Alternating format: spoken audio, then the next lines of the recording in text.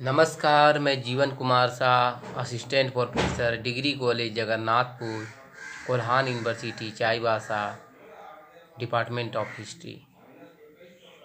आज मैं अपने विद्यार्थियों को सेमेस्टर 5 जनरल प्रोग्राम के स्टूडेंट को एक टॉपिक्स के बारे में बताने जा रहा हूँ, एक अध्याय के बारे में बताने जा रहा हूँ, जिस अध्याय का नाम है फासिस्टवाद यानी फासिस्ट। तो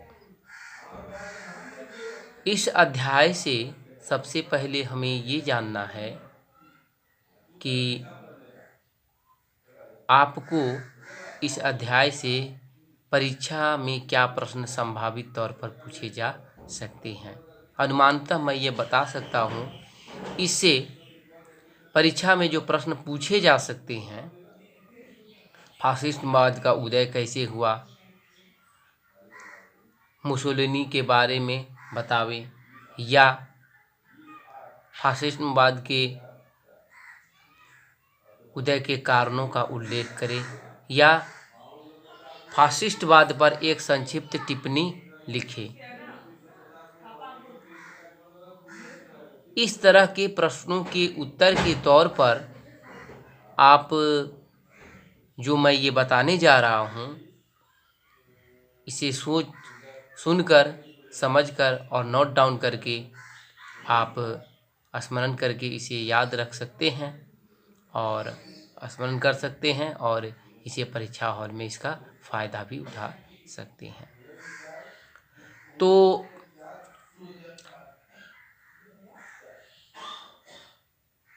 जर्मनी में नाज़ीवाद का उदय की तरह ही इटली में फासिस्टवाद का उदय हुआ। फासिस्टवाद के उदय के कारणों में से बहुत से कारण हैं। इसके भी कुछ कारण प्रथम विश्व युद्ध में छिपे हुए हैं। तो पहले मैं ये बताने जा रहा हूँ कि फासिस्टवाद है क्या। फासिस्टवाद फासिज्म का इतावली का मूल है, यानी ये इतावली शब्द से ही निकला हुआ है। इसका सर्वप्रथम प्रयोग बेनितो मुसोलिनी के नेतृत्व में चलाए गए आंदोलन के लिए किया गया था। इटली का एक नेता था बेनितो मुसोलिनी, इसी के द्वारा एक आंदोलन चलाया गया था जिसे हम फासिस्टवाद कहते हैं। फासिस्टवाद कट्टर या उग्र राष्ट्रीयता का द्योतक है। यह उग्र राष्ट्रीयता का एक रूप ही समझ लेना अच्छा रहेगा कि फासिस्टवाद मतलब समझ लीजिए कि एक उग्र और कट्टर राष्ट्रीयता से हम इसको समझ सकते हैं। इटली में मुसोलिनी ने प्रथम विश्व युद्ध के पश्चात जितने भी बर्खास्त सैनिक हुए थे, इन बर्खास्त सैनिकों का जो युद्ध से सैनिकों को जो निकाल दिया गया था, बर्खास्त कर दिया गया था प्रथम विश्व युद्ध के बाद, तो इन बर्खास्त सैनिकों का एक संगठन बनाया कि आप लोग आइए, जितने भी बर्खास्त सैनिक हैं, हम एक संगठन बना, इसमें आप योगदान करें। तो इन बर्खास्त सैनिकों का एक संगठन कायम किया और उसने इसका नाम रखा फासिस्ट पार्टी। उसका नाम रखा फासिस्ट पार्टी। फासिस्ट पार्टी ने जो आंदोलन चलाया, जो इन बर्खास्त सैनिकों और बेनितो मुसोलिनी के द्वारा जो यह चला पार्टी, इसी आंदोलन के द्वारा यह फासिस्ट या फासिस्टवाद के नाम से जाने जाते हैं। यानी कि बेनितो मुसोलिनी के द्वारा चलाया गया यह आंदोलन को हम फासिस्टवाद के नाम से जानते हैं। प्रारंभ में यह अंतर्जातीय प्रकृति के रूप में था। इसकी कोई खास सिद्धांत नहीं थी। कोई भी व्यक्ति इसमें जो बर्खास्त सैनिक है इसमें दाखिला ले सकता है, लेकिन यही बाद में चलकर एक वाद के रूप में आया।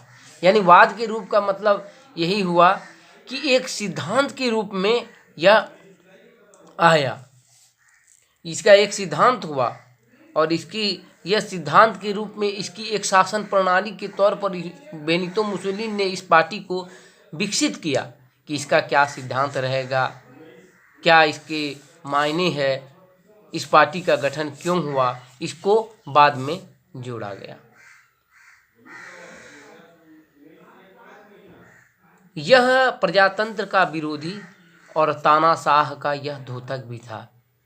यह चाहता था कि प्रजातंत्र से देश की स्थिति सुधरने वाली नहीं है और यह प्रजातंत्र विश्व को सुधारने में कोई योगदान नहीं दे सकती है और यह तानाशाह का समर्थक है, यानी कि एक महान नेता के नेतृत्व में ही यह देश को चलाए जाने पर विश्वास रखता था बेनितो मुसोलिनी। इसका प्रचार के लिए आतंकवाद, युद्ध, लूट का सहारा लिया जाने लगा।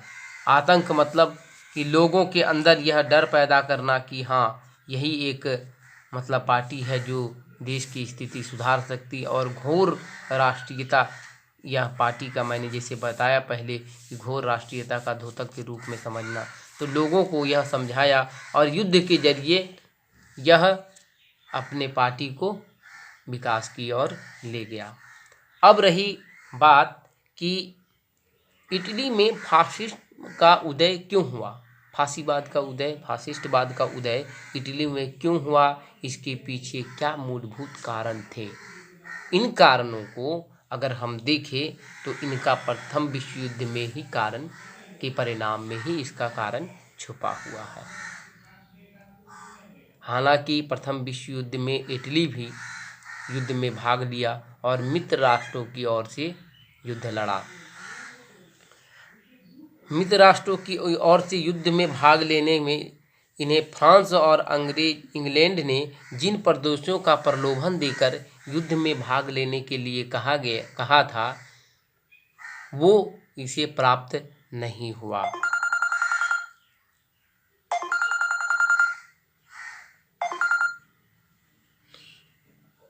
और ये प्राप्त नहीं होने के बाद ये प्राप्त नहीं हुआ, तो इसके जो अंदर थी, ये बातें जो थी अंदर, वो उनको बहुत रोष उत्पन्न हुआ और यह बात उसे कबूल नहीं हुई कि हमने क्यों युद्ध में भाग लिया और इन्होंने हमें धोखा दिया। और कुछ जिन क्षेत्रों को यह मांगा था, इटली ने जिन क्षेत्रों को मांगा था युद्ध के बाद, इन क्षेत्रों को उसे नहीं मिला। शेष कुछ क्षेत्रों को देकर उसके प्रलोभन को और भी उग्र कर दिया और ये फलतः इटली में निराश की लहर दौड़ गई। इटली के लोगों में राष्ट्रीयता का अपमान समझा। इटली के लोगों ने कहा कि हम जिस के लिए युद्ध के लिए लड़े और वो चीज़ हमें प्राप्त ही नहीं हुआ, हमारा विकास ही नहीं हुआ, जिसके लिए हमें घोर असंतोष का सामना करना पड़ा और उसमें एक निराशा की लहर दौड़ गई। और यही निराशा की जो लहर दौड़ी उसे अपने राष्ट्रीय अपमान समझा और इसी के बल पर फासिस्टवाद का या फासिज्म का उदय वहाँ पर हुआ। आर्थिक संकट, युद्ध के बाद जो स्थिति इटली की रही, वह आर्थिक स्थिति खराब हो गई। लोगों का व्यापार ठप पड़ गया, कृषि लगभग समाप्त हो चुकी, क्योंकि युद्ध के दौरान बहुत से कल कारखाने बंद होकर बम बारूद के कारखाने खोले गए थे, जिससे कि इटली की आर्थिक स्थिति पर बहुत गहरा प्रभाव पड़ा और लाखों लोग बेकार हो गए। उद्योग धंधे, व्यापार आदि सब रुक गया, विकास रुक गया और इटली ऋण की बोझ की तरह दब गया और इन सब इटालियन मुद्रा का दाम गिर गया और इन सब होने के बावजूद भी कीमतें आसमान छूने लगी। इटली के लोगों ने शक्तिशाली शासन की स्थापना का कायम करने लगी और इसी के दौर पर बेनितो मुसोलिनी ने आर्थिक स्थिति का फायदा उठाते हुए उग्र तानाशाह और उग्र राष्ट्रीयता को अपना समर्थक बनाते हुए इन्होंने फासिस्टवाद का या फासिज्म का उदय किया। एक पार्टी का उदय किया जिसमें बर्खास्त सैनिकों ने भाग लिया और इसी से यह फासिस्टवाद का उदय किया।